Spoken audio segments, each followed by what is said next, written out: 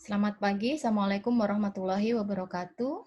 Bertemu kembali dengan saya pada mata kuliah Ekonomika Ketenagakerjaan. Pada kesempatan kali ini, kita sampai pada pertemuan ketiga dengan topik keseimbangan pasar tenaga kerja. Sebagai pendahuluan, mungkin kita semua tahu bahwa tenaga kerja itu akan lebih menyukai pekerjaan dengan gaji yang tinggi. Sementara itu, pengusaha lebih menyukai membayar tenaga kerja dengan gaji yang rendah. Jadi sebenarnya ada konflik kepentingan antar dua pelaku pasar tenaga kerja ini. Ya, kepentingan antara tenaga kerja dan pengusaha itu berbeda. Serta mereka akan menentukan seberapa besar tingkat upah dan jumlah tenaga kerja di pasar tenaga kerja dengan melakukan interaksi antar keduanya. Dengan memahami bagaimana keseimbangan pasar bisa dicapai, pertanyaan penting dalam pasar tenaga kerja bisa dijawab. Mengapa tingkat upah dan jumlah tenaga kerja mengalami kenaikan dan penurunan pada pasar tenaga kerja? Nah, asumsi struktur pasar berbeda-beda. Ada yang menggunakan struktur pasar tenaga kerja persaingan sempurna, di mana mereka akan menghadapi pasar tenaga kerja yang efisien. Ada lagi asumsi pasar monopsonis, yaitu hanya ada satu pengusaha yang mempekerjakan tenaga kerja. Pasar ini akan mempekerjakan sedikit tenaga kerja dengan gaji yang lebih rendah dari gaji tenaga kerja pada pasar tenaga kerja persaingan sempurna. Ada lagi ketika menggunakan asumsi pasar monopolis, yaitu hanya ada satu pekerja yang menawarkan tenaga kerja. Nah, setiap jenis struktur pasar mempunyai keseimbangan yang unik atau sendiri-sendiri. Selain itu, kebijakan pemerintah berupa pajak, subsidi, dan lain-lain akan mempengaruhi keseimbangan pada pasar tenaga kerja. Konsep keseimbangan pasar tenaga kerja mampu menjelaskan kenapa upah dan jumlah pekerja mengalami fluktuasi naik atau turun. Hal ini terjadi karena adanya shock atau guncangan atau pengaruh ekonomi maupun politik maupun faktor lain di dalam pasar tenaga kerja. Ketika kita bicara tingkat keseimbangan pada pasar tenaga kerja, mari kita menggunakan asumsi di situ. Nah, pada kali ini kita akan menggunakan asumsi pasar tenaga kerja yang kompetitif tunggal. Tingkat keseimbangan pada pasar tenaga kerja terjadi ketika permintaan tenaga kerja bertemu dengan penawaran tenaga kerja untuk menentukan tingkat upah dan jumlah tenaga kerja.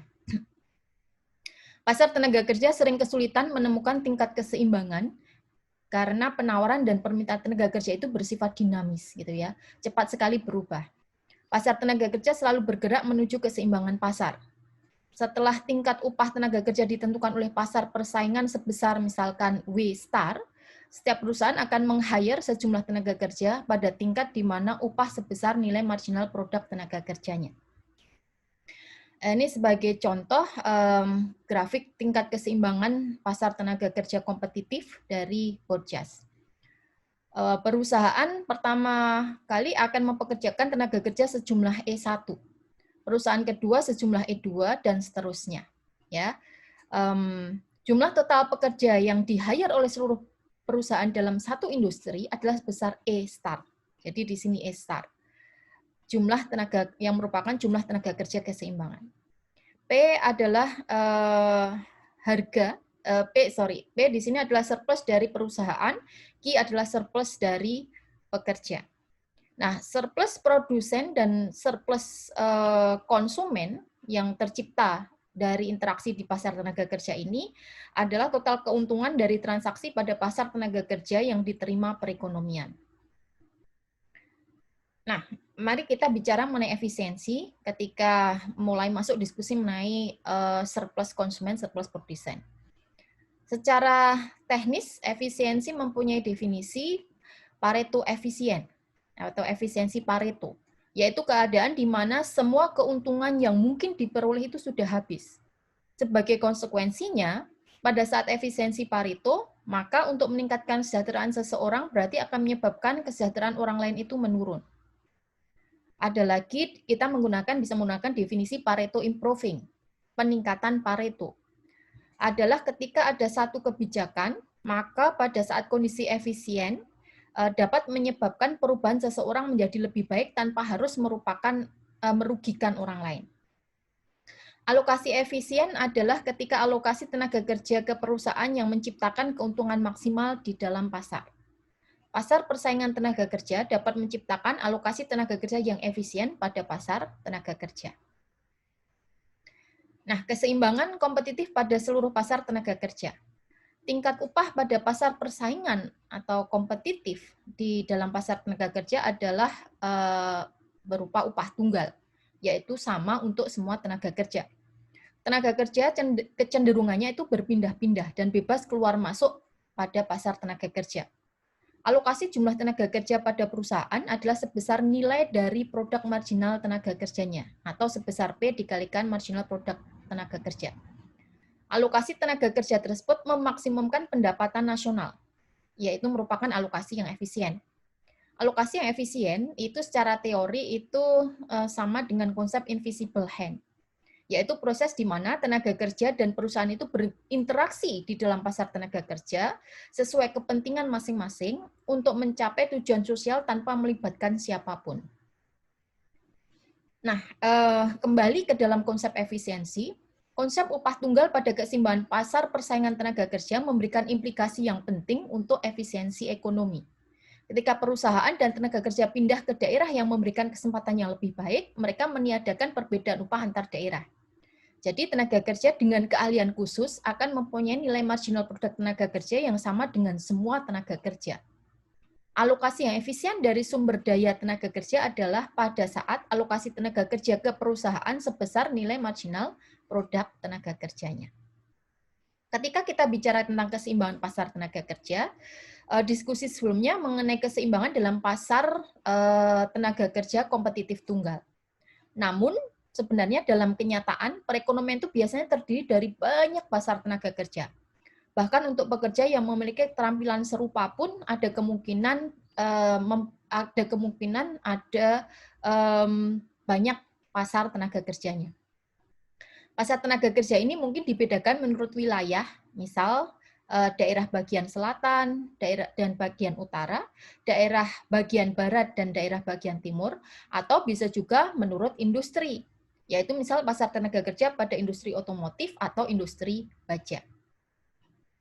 Keseimbangan kompetitif pada dua pasar tenaga kerja sebagai dampak dari migrasi. Nah, ketika tadi kita bicara ada kemungkinan lebih dari satu pasar tenaga kerja, dan itu bisa berdasarkan perbedaan daerah, di sini kita melihat, misalkan sebagai contoh kasusnya di Amerika Serikat, yaitu ada pasar tenaga kerja di daerah utara dan ada pasar tenaga kerja di daerah selatan. Seandainya upah di daerah utara itu lebih tinggi dari daerah selatan, maka tenaga kerja di daerah selatan akan pindah ke daerah utara. Kurva penawaran tenaga kerja di utara akan naik dan berdampak pada menurunnya upah, sehingga upah utara akan sama dengan upah selatan. Jadi ada pergeseran di dalam kedua pasar tersebut. Nah, kita bisa juga melihat dampak imigrasi pada pasar tenaga kerja. Kalau mobilitas tenaga kerja terjadi antar negara, maka perpindahan tenaga kerja dari satu negara tersebut disebut imigrasi. Oke. Nah, berdasarkan Borjas tahun 2016, dampak dari imigrasi terhadap pasar tenaga kerja di negara tujuan dibedakan berdasarkan dua hal, yaitu periode waktu, apakah jangka panjang atau jangka pendek, kemudian hubungan antar pekerja asli dengan imigran, yaitu apakah hubungannya substitusi atau komplementer. Nah, kita lihat dulu di sini model imigrasi yang paling sederhana dengan mengasumsikan bahwa imigran dan penduduk asli adalah substitusi sempurna di dalam proses produksi. Artinya mereka itu bisa saling menggantikan. Imigran dan penduduk asing mempunyai keahlian atau skill yang sama sehingga akan memperebutkan jenis pekerjaan yang sama dalam pasar tenaga kerja. Saat imigran masuki pasar tenaga kerja, penawaran tenaga kerja akan naik sehingga jumlah pekerja meningkat dan upah equilibrium itu menurun. Peningkatan imigrasi akan mengurangi pekerjaan bagi pekerja yang merupakan penduduk asli, yaitu penduduk yang lahir di daerah tersebut, dan menurunkan tingkat upah. Nah, sebagai analisis di sini dampak imigrasi bisa dilihat dalam jangka pendek ketika imigran dan penduduk asli adalah substitusi sempurna. Nah, karena imigran dan penduduk asli itu adalah substitusi sempurna, kedua kelompok ini akan bersaing di pasar tenaga kerja yang sama. Imigrasi menggeser kurva penawaran ke kanan, ya, akibatnya upah turun dari W0 ke W1 dan total lapangan kerja meningkat dari N0 ke E1. Pada upah yang lebih rendah, terjadi penurunan jumlah penduduk asli yang bekerja dari N0 menjadi N1. Ini kalau kita bicara kaitannya sama penduduk asli. Artinya di sini penduduk asli itu akan berkurang yang berpartisipasi di dalam pasar tenaga kerja ketika ada imigran yang masuk. Nah, model imigrasi yang mengasumsikan bahwa imigran dan pekerja adalah komplement dalam proses produksi, kita bisa melihat di sini mereka saling melengkapi, gitu ya.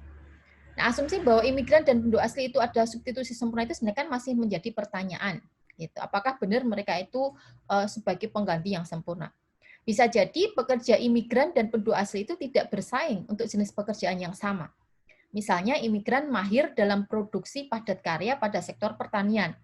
Hal ini tentu akan membebaskan penduduk asli atau tenaga kerja asli yang lebih terampil untuk melakukan tugas yang bisa memanfaatkan sumber daya mereka dengan lebih baik. Sehingga di sini human capital-nya itu lebih dipakai dalam hal yang lebih kualitas. Penduduk asli bisa meningkatkan produktivitas dengan spesialisasi pada jenis pekerjaan tertentu yang sesuai dengan keahliannya. Tingkat upah pekerja asli akan meningkat, begitu juga dengan penawaran pekerjaan bagi pekerja asli. Imigran dan pekerja asli saling melengkapi dan membuat mereka berkompetisi pada pasar tenaga kerja yang berbeda. Nah, dalam analisis jangka pendek, ketika imigran dan penduduk asli itu ada komplement, bisa dilihat seperti ini sebagai konsekuensinya. Imigran penduduk asli saling melengkapi, mereka tidak bersaing di pasar tenaga kerja yang sama. Pasar tenaga kerja dalam gambar ini menunjukkan penawaran tenaga kerja dan permintaan tenaga kerja dari pekerja asli. Ketika imigrasi membuat penduduk asli lebih produktif, ini artinya akan menggeser kurva permintaan ke kanan, meskipun modelnya adalah tetap. Ya, akibatnya upah penduduk asli lebih tinggi daripada sebelumnya dan terjadi peningkatan lapangan kerja bagi penduduk asli. Ini ketika hubungannya adalah komplement gitu ya, ternyata menguntungkan penduduk asli. Nah, dalam jangka panjang bagaimana dampak imigrasi dalam jangka panjang ketika imigran dan penduduk asli adalah substitusi sempurna?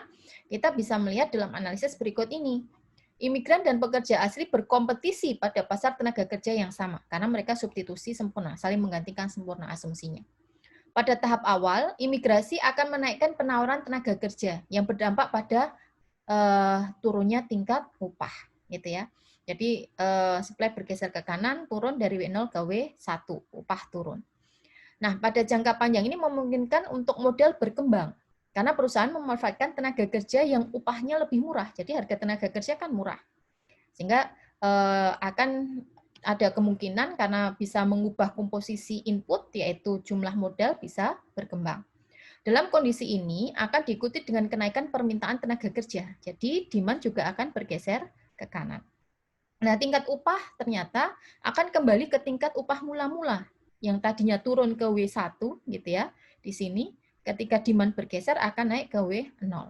Nah, pada jangka panjang ini akan terjadi kenaikan jumlah tenaga kerja sebesar banyaknya imigran yang masuk. Ya, ini ada plus N0 plus imigrannya. Nah, bagaimana respon pasar tenaga kerja penduduk asli terhadap imigrasi? Misal ini sebagai contoh ada dua daerah, Los Angeles sama Pittsburgh. Dua pasar tenaga kerja, di sini Los Angeles sama Pittsburgh, berada dalam equilibrium di upah W0. Masuknya imigran ke LA menggeser kurva penawaran dari S0 ke S1. Di sini ya, LA, Los Angeles, dari S0 ke S1. Sebagai konsekuensinya menurunkan tingkat upah ke WLA gitu. Nah, upah yang lebih rendah mendorong beberapa penduduk asli di Los Angeles untuk pindah ke Pittsburgh karena di sana upahnya masih lebih tinggi yaitu sebesar W0 ya. Sehingga akan menggeser kurva penawaran kembali ke S1 ya, kembali dari S1 ke S2, dari S1 ke S2. Jadi karena ada pengurangan jumlah tenaga kerja di Los Angeles. Kenapa? Karena mereka pindah ke Pittsburgh dengan harapan mereka dapat upah yang lebih tinggi, maka kurva penawaran di Los Angeles itu bergeser ke kiri, yaitu dari S1 ke S2. Sementara apa yang terjadi di Pittsburgh? akan terjadi penambahan jumlah tenaga kerja. Ada pergeseran dari S0 ke S3. Nah, di dalam kedua pasar ternyata tercapai keseimbangan baru, yaitu tingkat upahnya sebesar W star.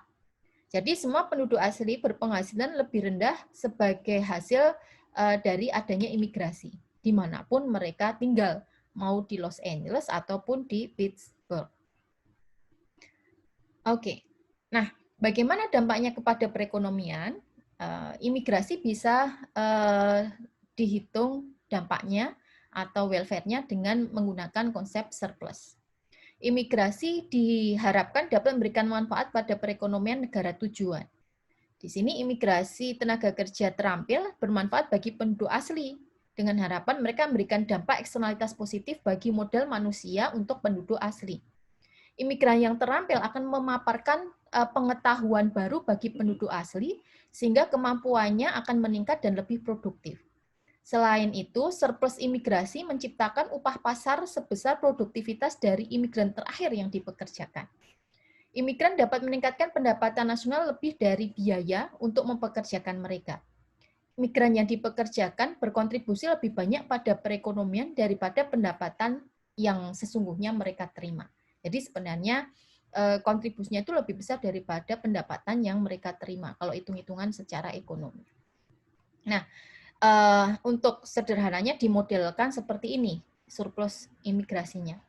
Sebelum ada imigrasi, ya ada N penduduk asli dalam perekonomian yang menghasilkan pendapatan nasional sebesar ABNO, pendapatan nasionalnya. Nah, imigrasi meningkatkan penawaran tenaga kerja menjadi sejumlah M, yang tadinya N menjadi sejumlah M, yang menghasilkan pendapatan nasional sebesar trapesium ACMO. Pendapatan imigran sebagai gaji yaitu sebesar FCMN. FCMN. Jadi di situ ada segi 4 FCMN. Nah, sementara itu surplus imigrasi memberikan tingkat pendapatan nasional yang diperoleh penduduk asli sebesar area segitiga yang berwarna pink itu adalah BCF. Ini yang kita sebut sebagai surplus imigrasi. Oke, itu tadi kaitannya sama dampak imigrasi terhadap pasar tenaga kerja. Nah, sekarang ada topik yang lebih menarik, yaitu mengenai cobweb model. Cobweb adalah jaring laba-laba. Jadi model jaring laba-laba. Ada dua asumsi yang akan dipakai dalam analisis model cobweb ini. Yang pertama, untuk mendapatkan tenaga kerja terampil membutuhkan waktu. Ya, misalkan dokter, engineer gitu kan butuh waktu ya, tidak hanya cukup setahun 6 bulan gitu ya, mereka kemudian jadi dokter atau jadi engineer. Yang kedua asumsinya, seseorang memutuskan untuk mulai menekuni keterampilan bidang tertentu itu saat mereka masuk sekolah gitu ya, saat mereka ketika mau mulai masuk ke perguruan tinggi. Nah, sebuah pola seperti sarang laba-laba atau terkenal dengan nama cobweb itu terbentuk di sekitar equilibrium pasar. Pola sarang laba-laba semakin banyak ketika terjadi kesalahan informasi. Model menggambarkan tidak adanya ekspektasi rasional bagi pelaku pasar. Ketika ada ekspektasi rasional, pekerja itu mampu memahami masa depan dengan benar dan bagaimana perekonomian itu bekerja. Nah, misal tadi saya sebutkan dokter ya, karena dokter baru itu tidak diproduksi secara instan dan karena mahasiswa mungkin salah memperkirakan peluang masa depan di pasar tenaga kerja saat masih akan kuliah. Oke. Nah, ini yang kita sebut sebagai cobweb model, jaring laba-laba. Jaring laba-laba terjadi karena pasar tenaga kerja menyesuaikan dengan peningkatan permintaan dokter. Jadi upah equilibrium awal di pasar tenaga kerja para dokter adalah sebesar W0. Pada awalnya adalah jumlah dokter yang bekerja E0 dengan upah W0. Ya. Ketika permintaan dokter meningkat, maka permintaan tenaga kerja dokter itu akan bergeser ke D prime. Dan upah meningkat menjadi W star di situ. Kebutuhan pasar tidak bisa dipenuhi. Kenapa? Karena kan dokter itu membutuhkan waktu ya, untuk produksi dokter itu membutuhkan waktu. pada E star dokter dan upah W star itu ternyata kebutuhan dokter tidak bisa terpenuhi. Mungkin bisa jadi contoh pada saat pandemi seperti sekarang ini, ketika kebutuhan dokter akan paru itu cukup tinggi, ya. Tapi kan tidak serta-merta bisa langsung dipenuhi. Pasar hanya menyediakan sebesar E0, sehingga gaji naik ke W1. Karena permintaan tinggi yang menawarkan tenaga kerjanya hanya sedikit, maka upah menjadi lebih mahal. Ketika beberapa tahun kemudian, pada saat dokter meningkat penawarannya di pasar sebanyak E1, ya, ternyata pasar hanya membutuhkan E star, sehingga terjadi penurunan upah menjadi W2. Nah, selanjutnya akan berulang seperti itu terus, yaitu ketika prediksi mengenai jenis pekerjaan di masa yang akan datang itu adalah tidak tepat. Oke, nah analisis jaring laba-laba atau cobweb model tadi itu sejalan dengan permasalahan yang ada pada saat ini, yaitu skill mismatch. Skill mismatch adalah merupakan isu pasar tenaga kerja yang terjadi saat ini. Mismatch, terutama keterampilan, ya, antara kebutuhan pasar tenaga kerja dengan yang dimiliki tenaga kerja itu menjadi permasalahan yang serius. Banyak tenaga kerja terdidik dengan lulusan SMA dan perguruan tinggi, namun mereka kesulitan untuk mendapatkan pekerjaan. Hal ini terjadi salah satunya karena kesalahan prediksi kebutuhan tenaga kerja terampil di masa yang akan datang, ketika mereka mau memilih menentukan jurusan apa yang kita akan pelajari pada saat kuliah. Nah, pada saat penawaran tenaga kerja terampil tidak bisa cepat menyesuaikan permintaan pasar, sehingga banyaknya tenaga kerja yang ditawarkan tergantung pada elastisitas penawaran tenaga kerja. Oke, itu tadi kaitannya dengan topik mengenai mismatch, tentang skill dengan permintaan skill atau tenaga kerja terampil yang tersedia. Nah, hal lain yang masih cukup relevan dan menarik untuk didiskusikan yaitu mengenai aplikasi pajak dan subsidi. Di sini pemerintah membiayai program-program pembangunannya dengan penerimaan pemerintah yang bersumber dari pajak. Termasuk juga ada pajak penghasilan di sana. Pajak penghasilan yang dinilai dan dipungut pada tenaga kerja itu sebenarnya akan sama besarnya jika pajak penghasilan itu dinilai dan dipungut pada perusahaan. Pajak penghasilan dinilai pada perusahaan akan menurunkan kurva permintaan tenaga kerja. Sementara pajak penghasilan yang dinilai pada tenaga kerja akan menurunkan kurva penawaran tenaga kerja. Jelas ya, karena kan tenaga kerja itu dari sisi yang menawarkan pekerjaan, sementara perusahaan itu adalah dari sisi yang analisis permintaan tenaga kerja. Namun demikian, keduanya memiliki dampak yang sama pada pasar tenaga kerja, yaitu turunnya upah dan naiknya biaya meng-hire tenaga kerja. Sementara itu, kebijakan subsidi penghasilan, ini yang teks negatif gitu ya, ada kebijakan kaitannya sama penghasilan, yaitu berupa subsidi, itu akan diberikan oleh pemerintah, tujuannya adalah untuk mendorong perusahaan merekrut tenaga kerja lebih banyak. Subsidi terhadap pekerjaan akan menurunkan biaya perekrutan tenaga kerja oleh perusahaan dan menaikkan upah tenaga kerja.